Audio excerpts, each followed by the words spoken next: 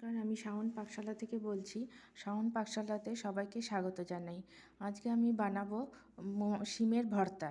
তার জন্য যা যা লাগছে সেটা হচ্ছে, আমি শিম নিয়ে নিয়েছি। আপনারা বাজারে যেই শিম পাবেন সেই শিম দিয়েই করতে পারেন। আমি শিমের এই সামনের দিকটা এবং পেছনের দিকটা কেটে শিমটাকে নিয়ে আসবো।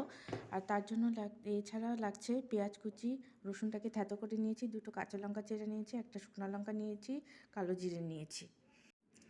আমি শিমগুলোকে লবণ দিয়ে ভাপ দিয়ে নিয়ে শিমের সামনেটা এবং পিছনের দিকটা কেটে নিয়েছি। এখন আমি রান্নায় চলে যাব। এটাকে আমি ভাপ দিয়ে নিয়েছি, এখন আমি মিক্সিতে পেস্ট করে নেব। আপনারা শিলনোড়াতেও, মিক্সি না থাকলে শিলনোড়াতেও বেটে নিতে পারেন। শিমটাকে মিক্সিতে পেস্ট করে নিয়েছি, এখন আমি রান্নাতে চলে যাব। আমি তেল গরম করতে বসিয়ে দিয়েছিলাম, তেল গরম হয়ে গেছে। আমি এখন শুকনো লঙ্কাটা ফাটিয়ে দিয়ে দেবো কালো জিরে, দেবো রসুন, থেতো করা রসুন,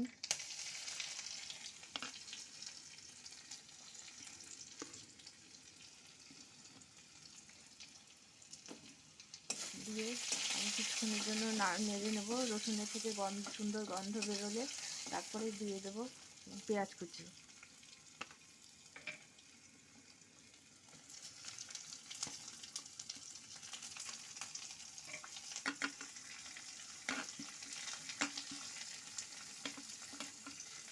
দেবো কাঁচা লঙ্কা, দিয়ে আমি নেড়ে নেবো। পেঁয়াজটা লাল লাল হওয়া পর্যন্ত নাড়তে থাকবো। এই রেসিপিটা যারা নিরামিষ খান তারা নিরামিষভাবেও করতে পারেন। শুধু কালো জিরে, শুকনো লঙ্কা, কাঁচা লঙ্কা ফোড়ন দিয়ে শিমের পেস্টটা দিয়েও আপনারা করতে পারেন। যে আমি পেঁয়াজ রসুন দিয়ে করছি, সেজন্য নিরামিষভাবে করা যায় সেটাও আমি বলে দিলাম। আপনারা আমার পাশে এইভাবে সবসময় থাকবেন, পাশে থাকবেন। থাকলে আমি আরও উৎসাহিত হব এবং ভালোভাবে রান্নার ভিডিও আনতে আপনাদের কাছে সক্ষম হব। আমার পেঁয়াজটাও লাল লাল করে ভাজা হয়ে গেছে, এখন আমি শিমের পেস্টটা দিয়ে দেবো।